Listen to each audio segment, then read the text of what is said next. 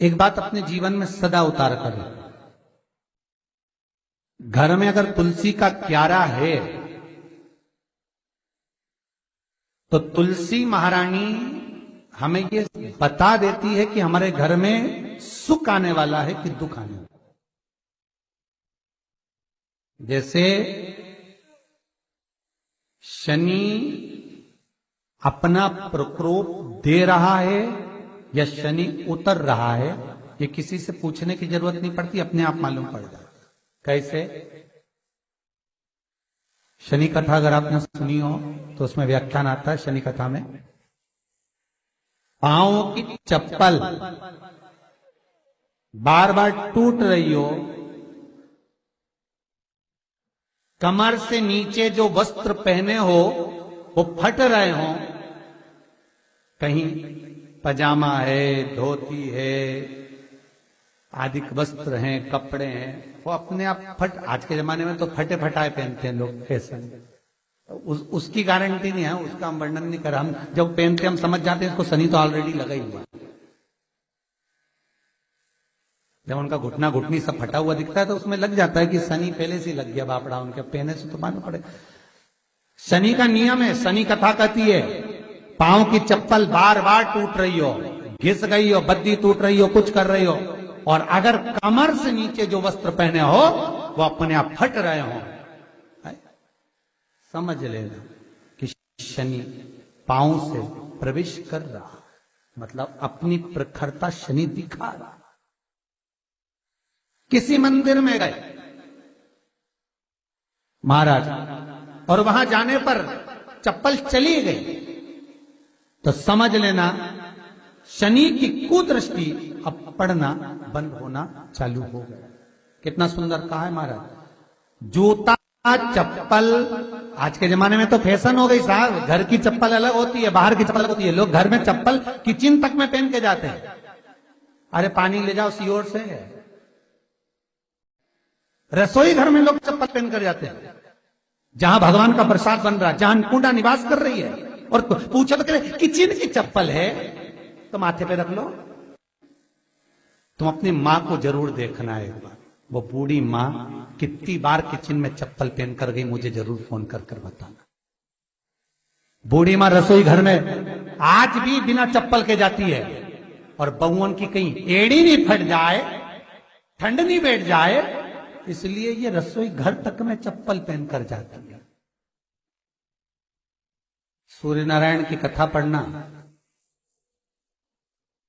शनि महाराज की कथा पढ़ना, और गरुड़ पुराण की कथा पढ़ना, जिन जिन कथाओं का हम व्याख्यान कर रहे हैं उसको पढ़ना जरूर हो। क्या लिखा है?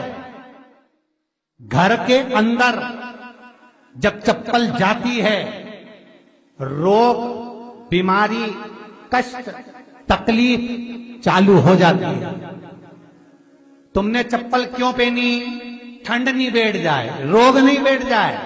घर के अंदर उतना बढ़ गया, एक कालीन बिछा दो, एक दरी बिछा दो, मोटा आसन बिछा दो, जिस पर तुम चल लो। जरूरी है कि कई कई लोगों को तो हमने ये भी देखा कि कालीन पर भी चप्पल पहन के चलते, और ब्राह्मणों को भोजन परोस रहा है, गुरुजन को भोजन परोस रहा है, ठाकुर जी की थाली बना रहा है, ठाकुर जी का थाल लगा रहा है, तो भी चप्पल है पांव में। तेरा क्या होगा रे कालिया, क्या होगा? विचार तो करो। देह पड़ी रे जाए यहीं पर, फिर कुंडल और नगीना, क्या हरि नाम नहीं तो जीना। अभी भी सुधर जाओ रे, अभी भी सुधर जाओ, नहीं सुधरो तो सिधर जाओ रे, या तो सुधरो नहीं तो सिद्धरो, थोड़ा सुधरो। रसोई घर में अन्नपूर्णा रहती है, रसोई घर में शिव महापुराण की कथा कहती है जब भगवान शंकर को मां जगत जननी भोजन करा रही थी, शंकर जी ने वर मांगा था अन्नपूर्णा का, ए अन्नपूर्णे, तुम मेरे घर के बच्चों का भरण पोषण कर रही है। इस मृत्यु लोक में जितने मनुष्य जन्म लेते हैं ये मेरे पुत्र कहलाते हैं।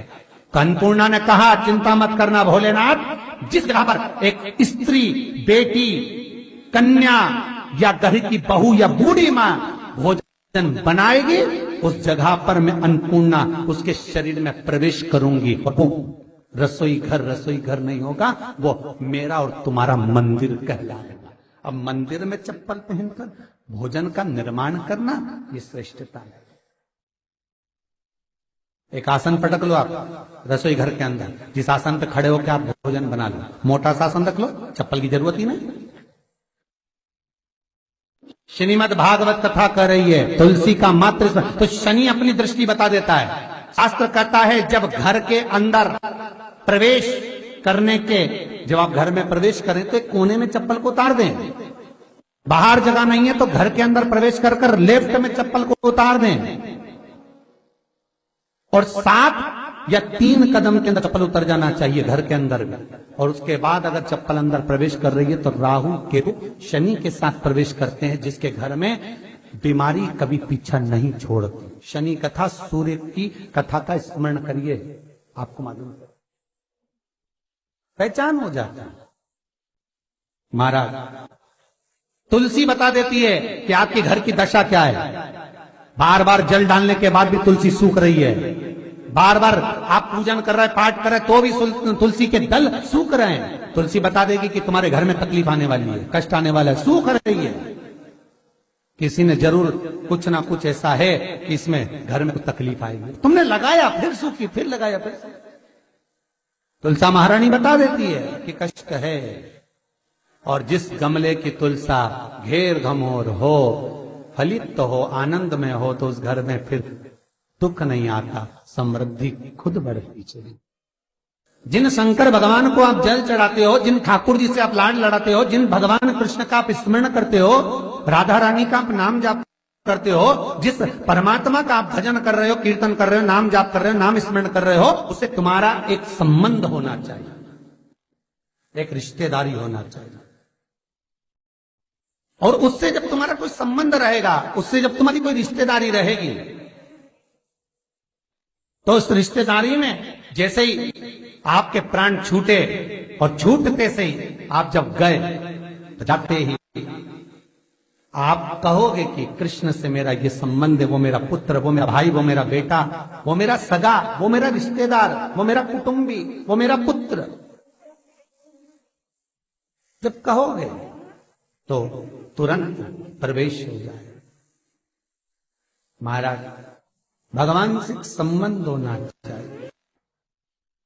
कई लोग भगवान को सवेरे से रिझाने बैठते हैं तो भगवान को बनी बनाई बात कहते हैं, ये पाठ कर लो, ये पाठ कर लो, ये पाठ कर लो, ये स्तुति कर लो, सारा बना बनाया। तुमने अपने दिल से कौन सी स्तुति गाई? तुमने अपने दिल से कौन सा भगवान को निवेदन करा, कौन सा नमन करा?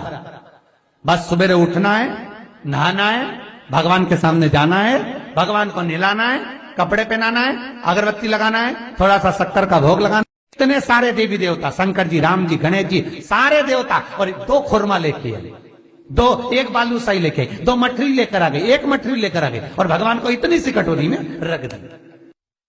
अब बोले, कई लोगों से पूछा, इतनी सी कटोरी में 1 मठरी, 1 खुरमा, और रोज मठरी खुरमा एक साथ नहीं रखती। वो तो आज दिन मठरी का भोग लगा दिया, कल खुरमे का लगाई, परसों गुजिया का, परसों पपड़िया का, कोई डब्बे में भरे भराए रखे, रख दिया। और 1 लड्डू रोज लगा देगी, इतना बड़ा। तो पूछा, इतना सा लड्डू और इतने सारे भगवान कैसे खाते होंगे? तो क्या भाव से।